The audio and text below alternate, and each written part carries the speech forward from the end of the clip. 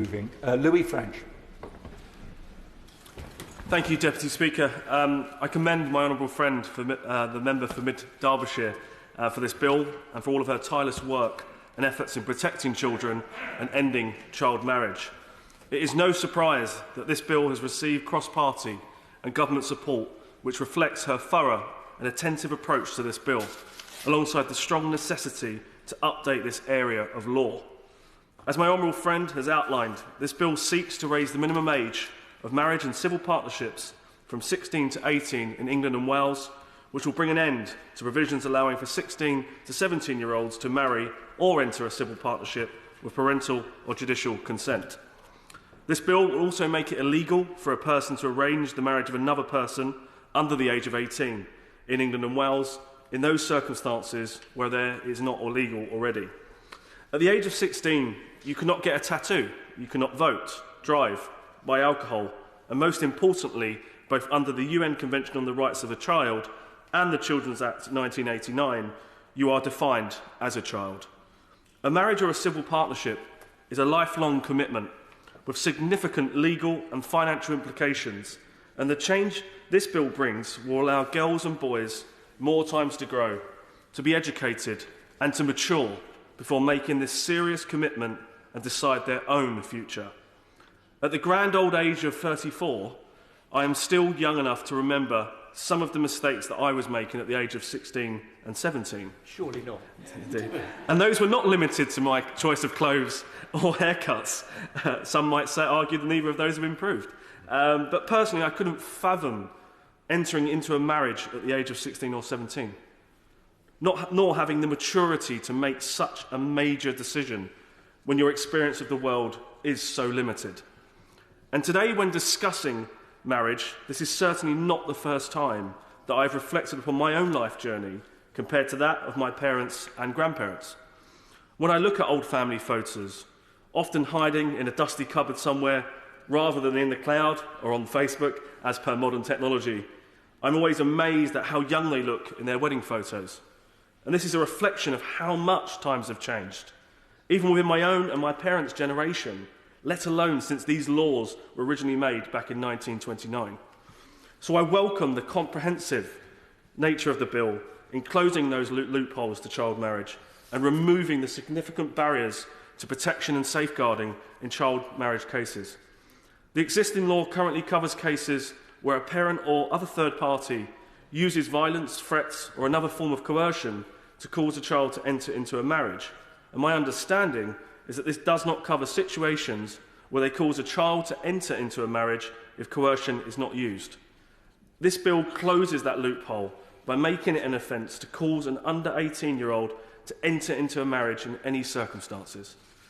I also welcome that the bill will not just remove the parental consent exception, but covers both civil and unregistered religious ceremonies, which is often the main source of child marriages, as we've heard already today. This helps fulfil the safeguarding aim of the bill, as the consequences and life-changing elements of a marriage are not just derived from the legal procedure, but also from the traditional or religious aspects of the marriage, and are regarded just as much as a marriage by the parties, their families and their communities. And again, I would like to thank my honourable friend and all the charities involved in shining a spotlight on this particular issue. It is also so important and significant that this bill includes marriages that do not take place in this country as long as the child is a UK national and resident in England and Wales. Far too often we see in the media extreme examples of outdated cultural practices of children being married to fully grown adults in foreign countries, and this bill helps protect children in both England and Wales, and I hope, and it's my sincere hope, that Scotland and Northern Ireland follow suit, that we can protect all UK children.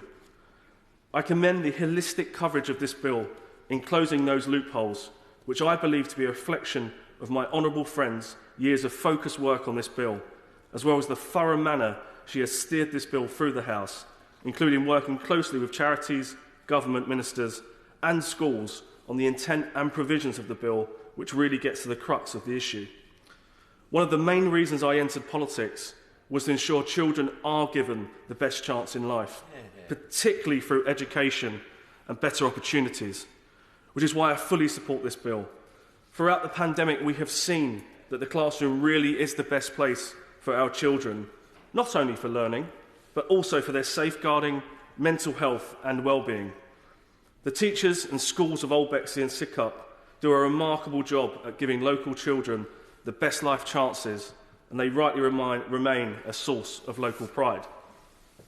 I am pleased that this bill strengthens the safeguarding of children, as too often teachers spot the signs of child marriage, but unfortunately the police are unable to take any further action due to the parental consent given or the marriage not being legally binding or taking place in England and Wales. And this is the perfect example of how this bill gets to the heart of the issue and tackles all forms of child marriage. I welcome the fact that evidence has shown the number of people marrying in England and Wales at 16 and 17 has been in decline over the years. In 2016, there were 153 marriages involving 16 and 17-year-olds, which went down to 125 in 2019. Despite this decline, more needs to be done, as ultimately every single child matters and deserves that protection, particularly as, unfortunately, child marriage is often a mechanism for abuse, as we've already heard today. Marriages under 18 often lead to a lack of education and job opportunities, physical and mental health problems, a loss of independence, and an increased risk of domestic abuse. Whilst child marriage can impact both girls and boys, the issue overwhelmingly affects girls, with 80% of those married as children in 2019 being girls.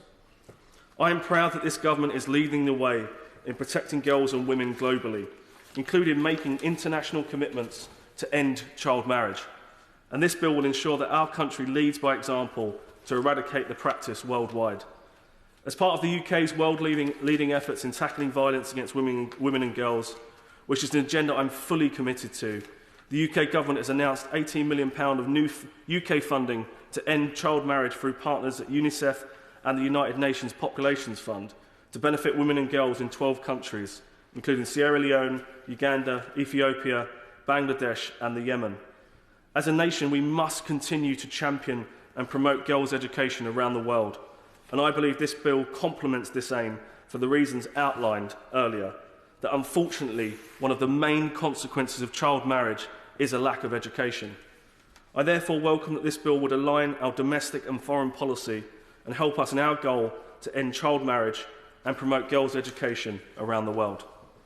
To conclude, Mr Deputy Speaker, I fully support this bill and herald it as a landmark piece of legislation that delivers significant social reform, provides a huge step forward in preventing child abuse, and allows the UK to continue to lead by example in protecting children, particularly girls and women, globally and here in the UK. I pay tribute to my honourable friend who has campaigned with such tenacity on this important issue and worked so hard to ensure that the bill satisfies the overarching policy objectives so well. Thank you. Yeah.